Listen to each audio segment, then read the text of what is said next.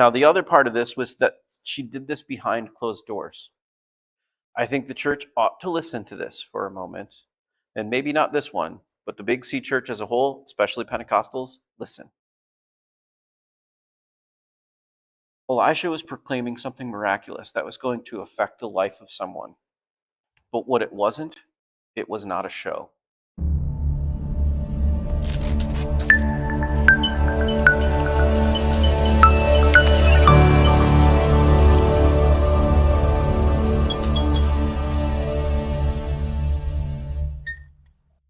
I drove a Dodge Dakota. Anyone remember seeing the red Dodge Dakota out in the parking lot?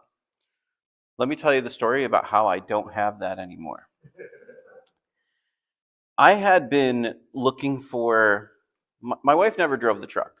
And when we moved out here, we lived so much closer to work that I thought, well, it's a small truck. I miss having a big truck.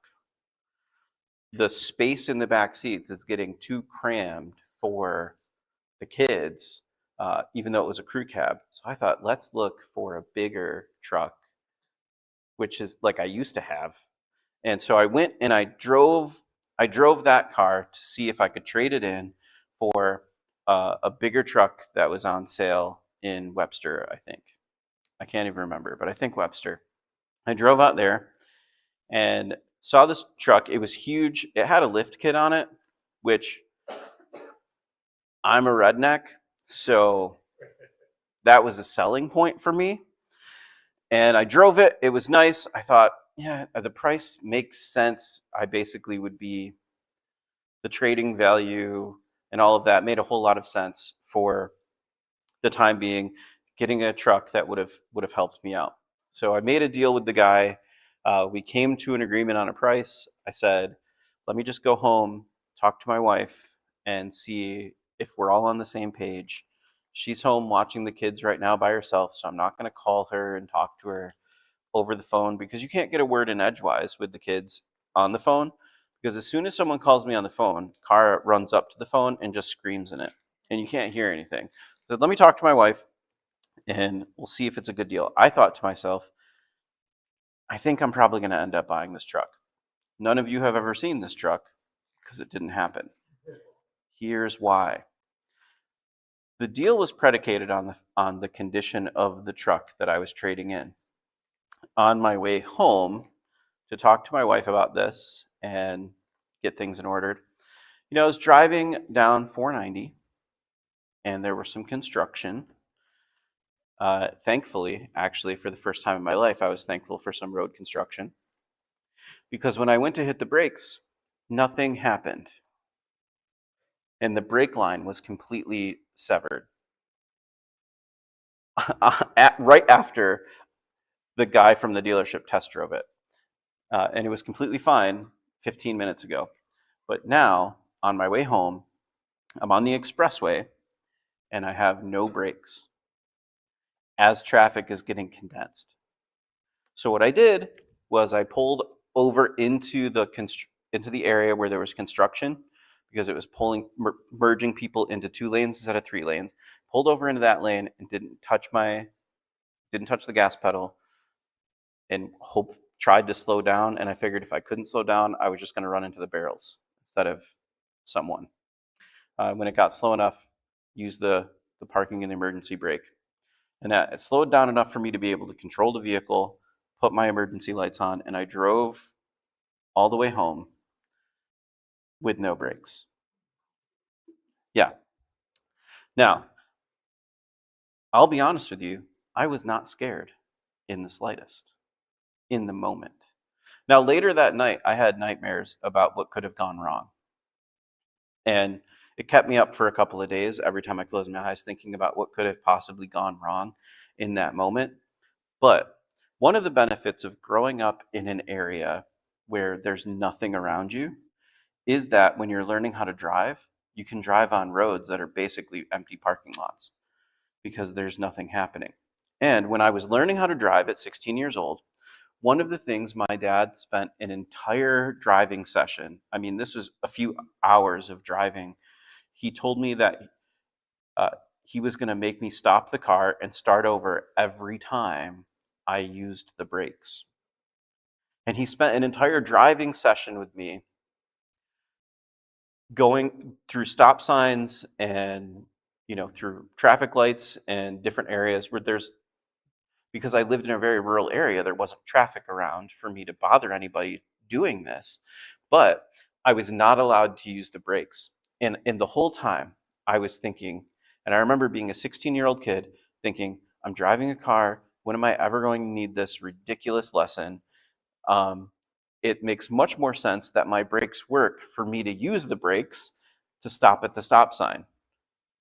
But he spent hours kind of yelling at me anytime I touched the brakes and saying, no, you need to learn how to drive in case you don't have brakes.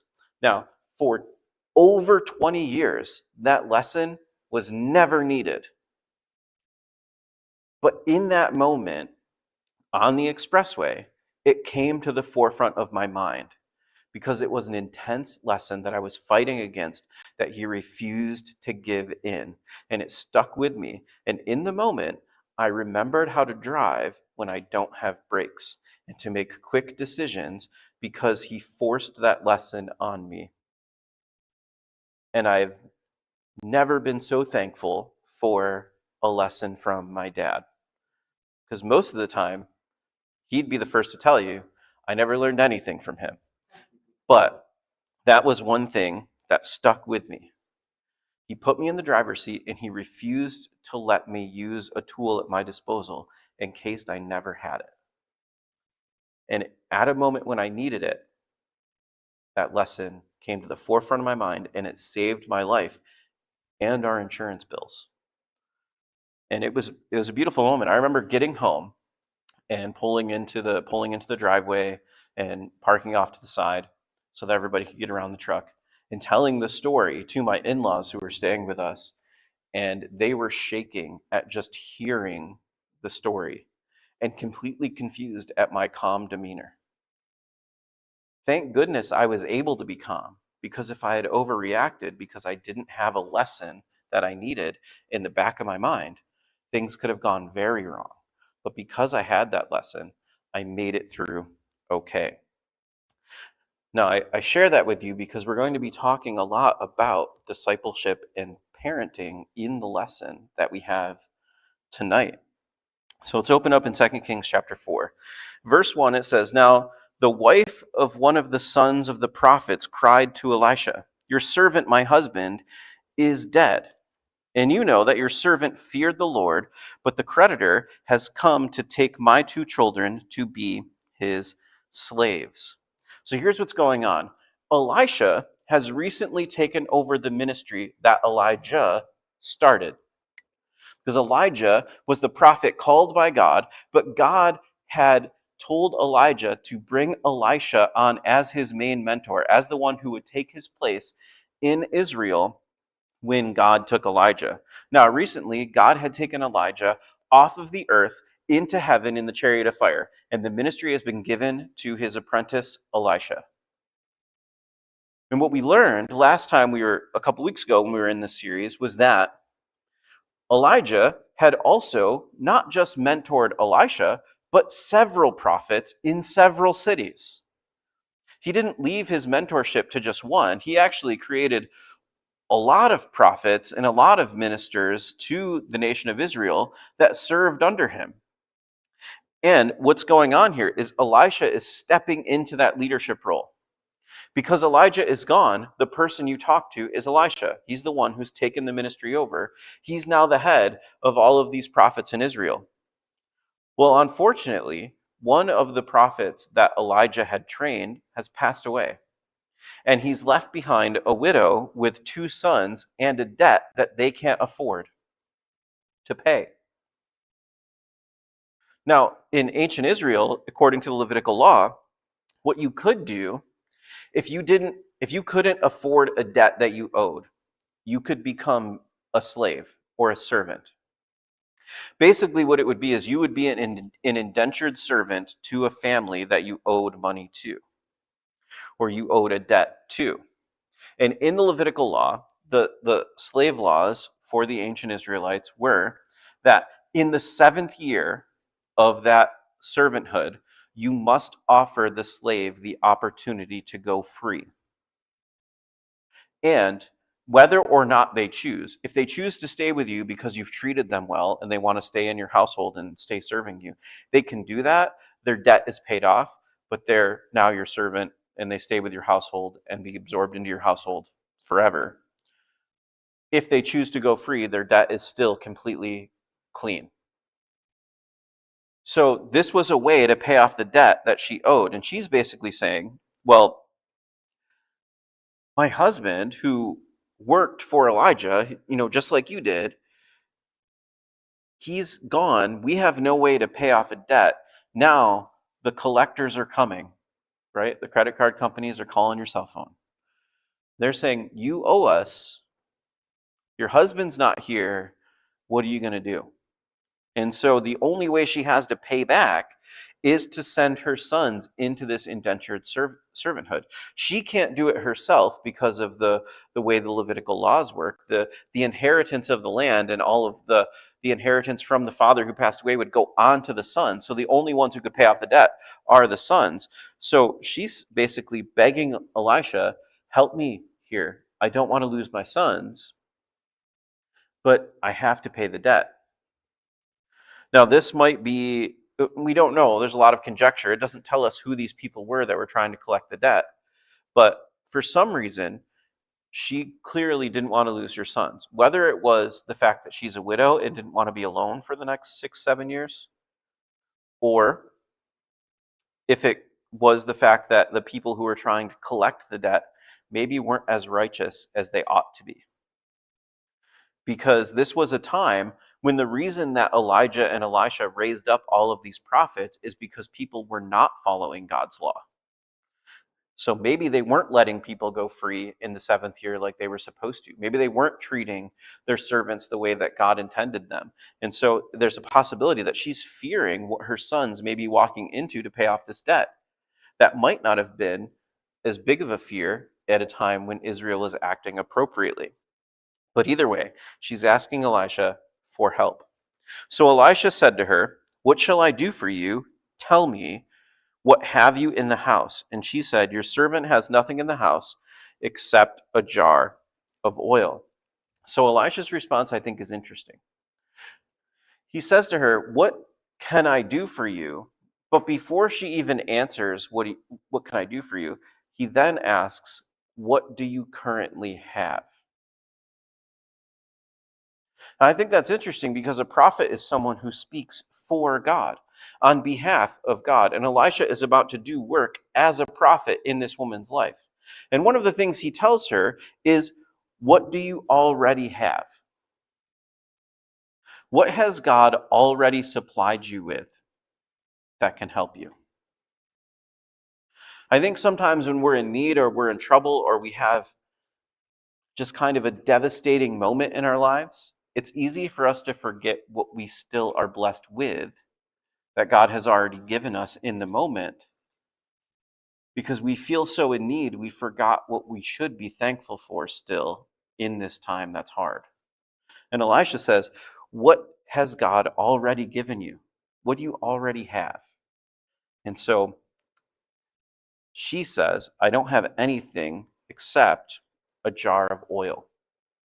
Now, this ought to bring back memories, because when we were going through earlier in the series, when we were dealing with Elijah, before he picked up Elisha as his apprentice, Elijah dealt with the time after he proclaimed a drought that he went to a widow.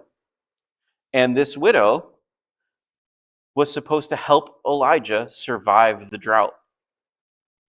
And Elijah said to her, can you give me some bread and some water? And she said, I only have enough for one meal, and then my son and I are going to die.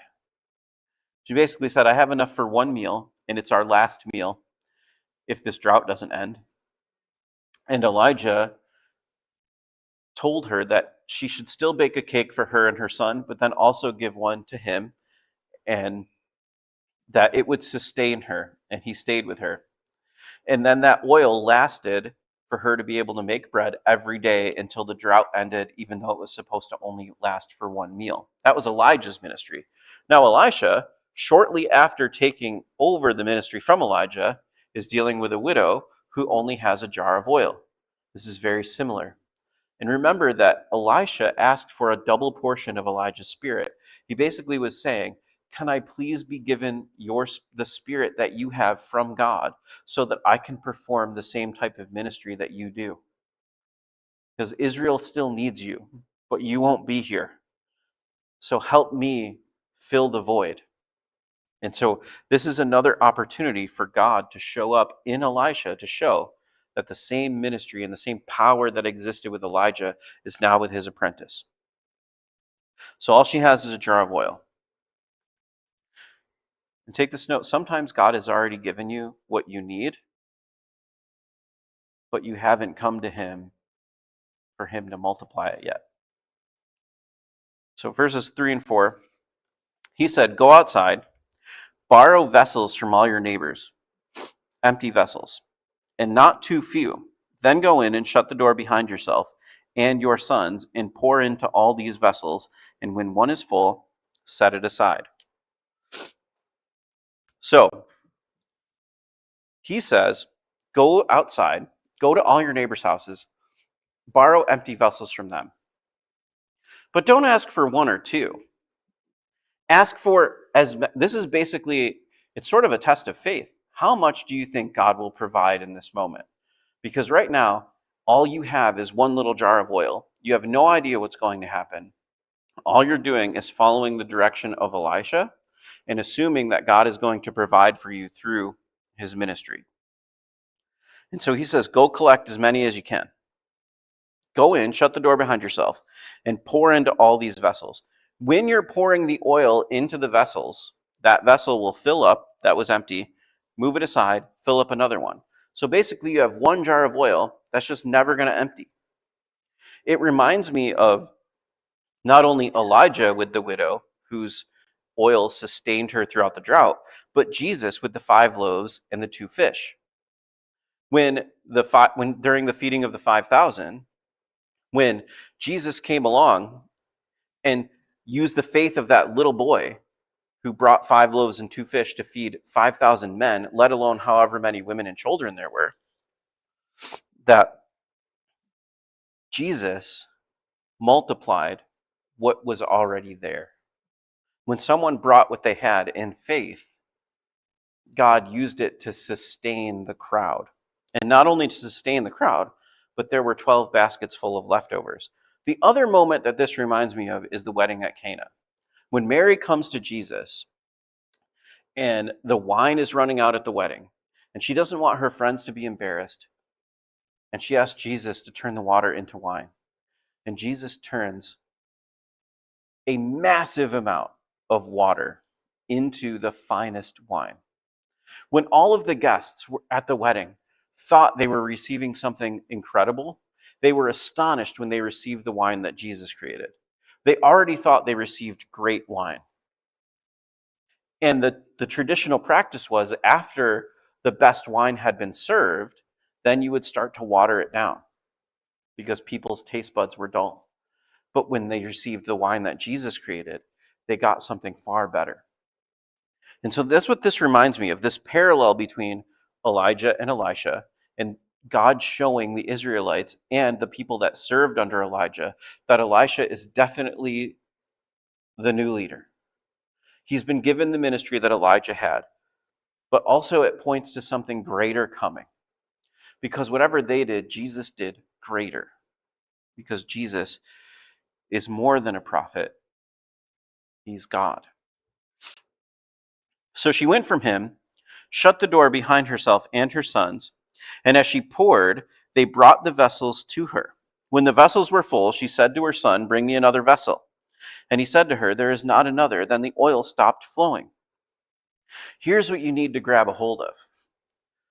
Elisha told the widow, go to your neighbor's house, get some empty vessels, as many as you can, collect them. When you get to your house, shut the door behind you, which I also find incredible. We'll talk about that in a minute. But shut the door behind you And then pour your oil into the empty vessels.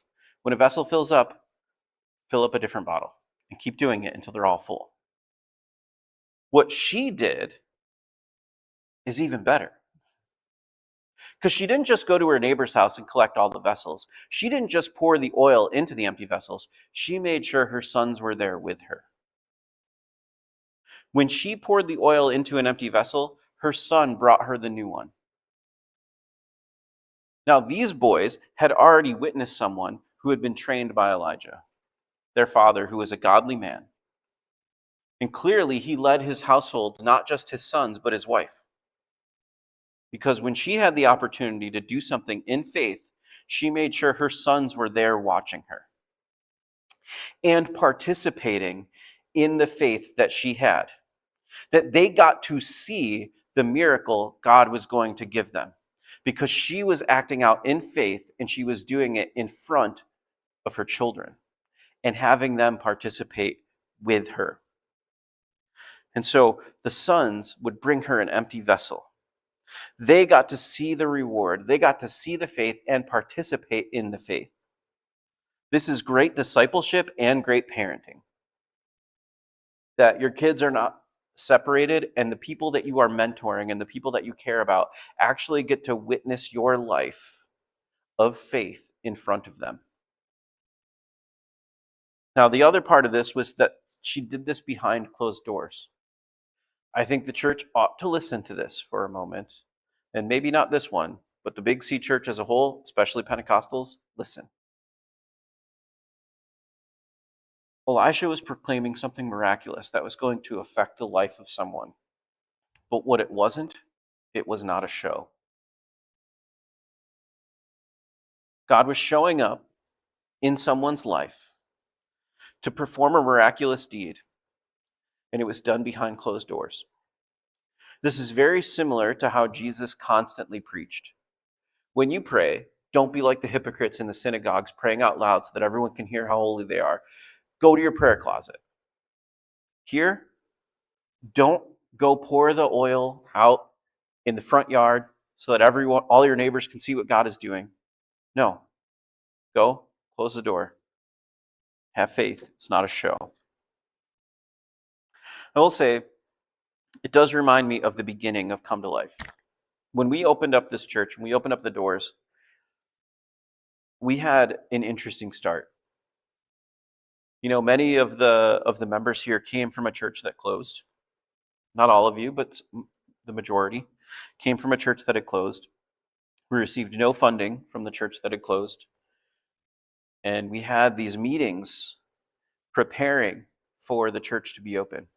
We were talking about the church governance, the church bylaws, having meetings about what the church name should be, setting things up for getting started. Meanwhile, all of us knew as we were planning these things that the church didn't have a bank account and we couldn't have one until all the paperwork was done. And even if the church had a bank account and paperwork done, we didn't have a building to go into. We didn't have a place to worship, and we didn't have any money to pay anyone to let us come in their building to use. Yet we still planned, and we still planned the framework of the church and what it was going to look like and what we were going to do and how our services were going to look and what our goals were and what our name was and why. And ultimately, we landed on Come to Life Bible Church because of the way this church was born. Because at the Bible study of the previous church that closed, when we started to see people come from outside of the church to the Bible study, and then hearing people from the Bible study say that the Bible was coming to life for the first time as they were hearing a teaching from beginning to end and seeing all the connecting pieces coming together, and to see the way that Scripture is intricately woven, Scripture came to life for them. And so that's how we landed on Come to Life Bible Church. And then, as we planned and opened up the paperwork and we're paying someone to help us set up all the legal framework of the church, we had no bank account and nowhere to go.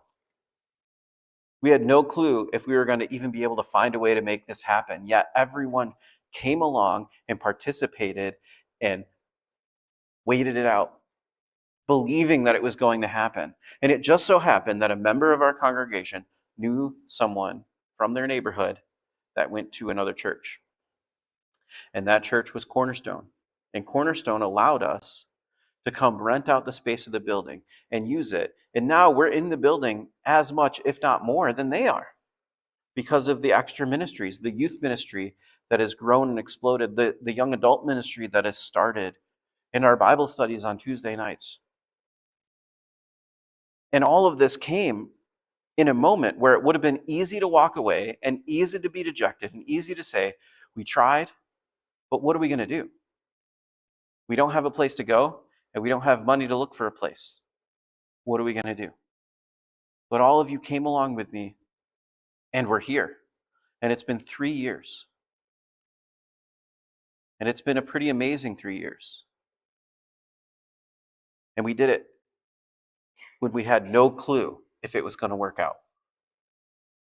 Now imagine what she's doing. She's going to her neighbor's house asking for empty vessels. And that might not be that weird, but when you're asking your neighbor not for one empty vessel or two, but for as many as they can muster up, and they're going, what are you doing?